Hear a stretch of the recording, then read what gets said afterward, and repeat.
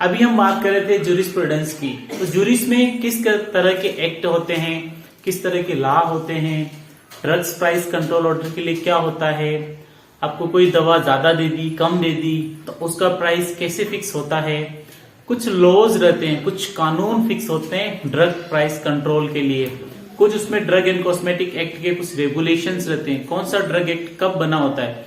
So guys, इस तरह के क्वेश्चंस हमेशा बहुत सारे एग्जाम्स में आए हैं और ये आते ही रहते हैं।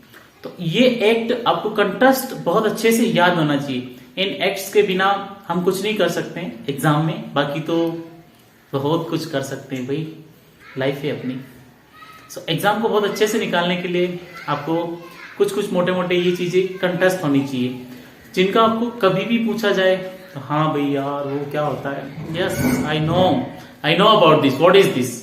सो वो क्या है, ये इस तरह के रूल्स रेगुलेशन मुझे बहुत अच्छे से पता है, तो इनका आंसर मैं बहुत अच्छे से दे सकता हूँ। तो आपको ये रूल्स रेगुलेशन पता होने चाहिए। तो बात करते हैं अपन कौन से एक्ट कब बने थे फार्मास्यूटिकल साइंसेस के लिए, जूरिस्प्रूडेंस के लिए। आपको जो भी मेडिकल पैरामेडिकल के जो भी एग्जाम्स आते हैं उनमें किस तरह से एक्ट के क्वेश्चंस आते हैं। सो डिफरेंट एक्ट कौन कौन से ईयर में बने थे उनकी बात करते हैं। डेंजरस ड्रग एक्ट 1930, बहुत ज्यादा कुछ खतरनाक कुछ विनाशकारी जो दवाई होती है उनके लिए एक 1930, भारत आजाद नहीं हुआ उससे पहले लोग दवाओं के बारे में सोचने लगे, उनके एक्ट के बारे में सोचने लगे, किस तरह के लॉज होंगे, किस तरह के रेगुलेशंस होंगे। तो सबसे पहले आया था 1930 में डेंजरस ड्रग एक्ट। उसके बाद में ड्रग एंड कॉस्मेटिक एक्ट 1940। 1940 में ड्रग एंड कॉस्मेटिक एक्ट 1940 आया था, जो अपन ऑलरेडी पढ़ चुके हैं। फिर उसमें कुछ संशोधन हुआ, कुछ इंप्रूवमेंट हुआ, कुछ कमियां रह गई थी 1940 ड्रग एंड कॉस्मेटिक एक्ट में, उसको सुधारा गया और फिर वापस रिवाइज नया एक्ट बनाया गया। तो उसको नाम दिया गया था ड्रग एंड कॉस्मेटिक एक्ट 1945। फिर इन सबको भाई ड्रग सारे बात कर रहे हैं, तो मेडिकल वालों का फील्ड अलग हो गया, पैरामेडिकल वालों का अलग हो गया। पैरामेडिकल में तो फिर एक एक्ट बनाया भाई दवा का रिटेल कारोबार कौन करेगा, तो फार्मेसी वाले करेंगे। फार्मेसी वाले कैसे कर सकते हैं, तो उसके लिए फिर अपने को क्या करना पड़ा, कुछ रेगुलेशंस बनाने पड़े। तो उसके लिए द फार्मेसी एक्ट बना। फार्मेसी एक्ट कब बना, 1948। भारत आजाद होते ही भाई लोगों ने सोच लिया भाई ये दवा सब दवा बोल रहे हैं, लेकिन दवा को रेगुलाइज कैसे करेंगे, कौन से एक्ट के थ्रू करेंगे। तो फार्मेसी एक्ट 1948 में पास हुआ।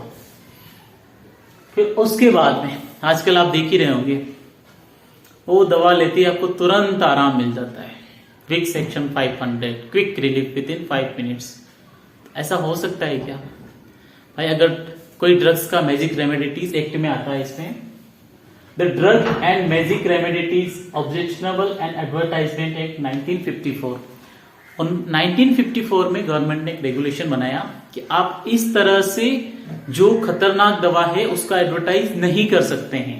क्यों, क्योंकि उससे गलत अवधारणाएं पेशेंट में जाती है। पेशेंट कोई दवा कैसे डायरेक्टली नहीं ले सकता है without help of any medical professionals. So इसके कंट्रोलिंग के लिए 1954 में, क्योंकि आजकल आपने एडवर्टाइज में देखा होगा बाबा दवाई दे रहे हैं, पेशेंट वाह बिल्कुल चैन की नींद सो रहा है। कुछ जो आपके ग्लैमरस एक्टर्स है ना, वो एडवर्टाइज कर रहे हैं, वो वाह मैंने ले ली, मैं तो तुरंत रिलीफ हो गया। इस तरह के कुछ जो एडवर्टाइज आते हैं उनको कंट्रोल करने के लिए 1954 में ड्रग एंड रेमेडीज एक्ट बनाया गया। फिर करते हैं prevention of food adulteration act 1954 and it's rule 1955। 1954 and 55 में क्या हुआ भाई, फूड में एडल्ट्रेंट यानी कि फूड में बहुत ज्यादा कॉस्मेटिक्स मिलाने लग गई। कॉस्मेटिक मिलाने लग गई तो कॉस्मेटिक से होता क्या है भाई, कॉस्मेटिक बहुत गंदी चीज है। कॉस्मेटिक से लोगों की मौत भी हो जाती है, उनमें बॉडी में बहुत हार्मफुल चीजें जनरेट होती है। तो उनको बचाने के लिए 1954 और उसके रूल्स 1955 में drug adulteration and prevention act generate हुआ। फिर medicinal and toilet preparation act exercise act 1955। ये जो आता है ना आपका टॉयलेट प्रिपरेशन के लिए।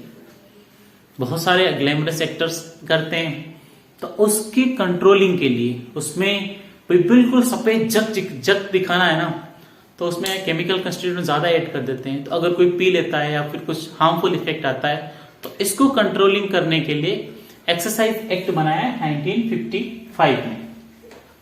उसके बाद में एक एक्ट आता है essential commodities act 1955। Essential commodity जो आवश्यक चीजें हैं उनके लिए 1955 में एक एक्ट बना। ये एक्ट बहुत इंपॉर्टेंट है। पेटेंट एक्ट 1970, पेटेंट एक्ट भाई आपने बहुत अच्छा काम किया है ह्यूमन बींग्स के लिए, जिसमें आपने मोनोपोली अपना पूरा दमखम अपनी लाइफ या फिर सारे अचीवमेंट लगा दिए। उसके लिए गवर्नमेंट ने क्या ऑप्शन दिया, पेटेंट करवा ले भाई, उसका आपको रेवेन्यू तो मिलता रहेगा 10 साल तक। तो पेटेंट एक्ट 1970 में गवर्नमेंट ने बनाया है कि भाई पेटेंट एक्ट में कोई आपके काम को कॉपी नहीं कर सकता, कॉपी करेगा तो आपको क्या बेनिफिट होगा, फिर आपको फाइनेंशियली उसको बेनिफिट देना पड़ेगा।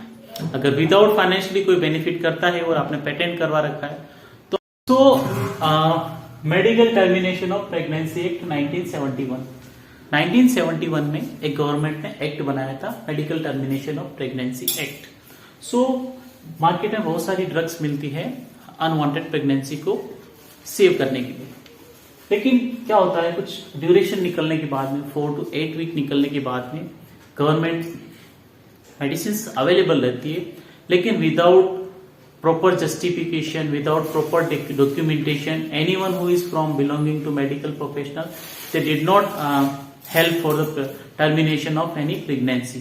So इसके लिए गवर्नमेंट ने कुछ रूल्स रेगुलेशन बनाया था 1971 में कि किस तरह से किसकी हेल्प के थ्रू अनवांटेड प्रेगनेंसी है उनको नहीं कंसीव करें या नहीं कंसीव करना चाहते हैं तो कैसे उसको टर्मिनेट कर सकते हैं।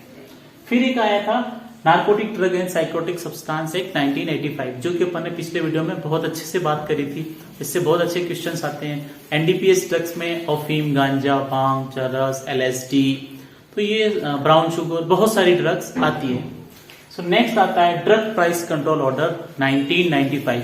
1995 में गवर्नमेंट को ऐसा लगा कि दवा की बहुत ज्यादा कॉस्ट ली जा रही है, बहुत ज्यादा पेशेंट से पैसा लिया जा रहा है, तो गवर्नमेंट ने इसको कैसे कंट्रोल किया जाए, तो गवर्नमेंट ने एक एक्ट बनाया 1995 में कि DPCO, drug price control order. इसके अनुसार ड्रग की प्राइस कैसे फिक्स होती है, किस तरह से होती है, वो अपन बात करेंगे नेक्स्ट वीडियो में। आगे फिर गवर्नमेंट ने डिसाइड किया कि भाई इसी से काम हो रहा है, लेकिन अपने पास कोई तुरंत या इलाज करवाए तो उसके लिए इसेंशियल ड्रग्स की लिस्ट होनी चाहिए। सो इसेंशियल ड्रग्स की लिस्ट में कौन कौन सी ड्रग्स होनी चाहिए, इसेंशियल ड्रग्स कौन कौन सी अवेलेबल है, तो इसके लिए गवर्नमेंट ने हर 2 साल में इसको रिवाइज करती है। हर 2 साल में जो जो ड्रग्स की आवश्यकता होती है, कोई ड्रग नई ऐड हुई, कोई एक पुरानी थी उसको, तो इस तरह से ये जो इसेंशियल ड्रग लिस्ट है हर 2 साल में रिवाइज होती रहती है। और एक जो कंसेप्ट है, कमेंट है कि all hygroscopic drug must be packed in आलू और ब्लिस्टर पैक। एल्यूमिनियम पैक को फार्मास्यूटिकल साइंस में आलू पैकिंग कहा जाता है।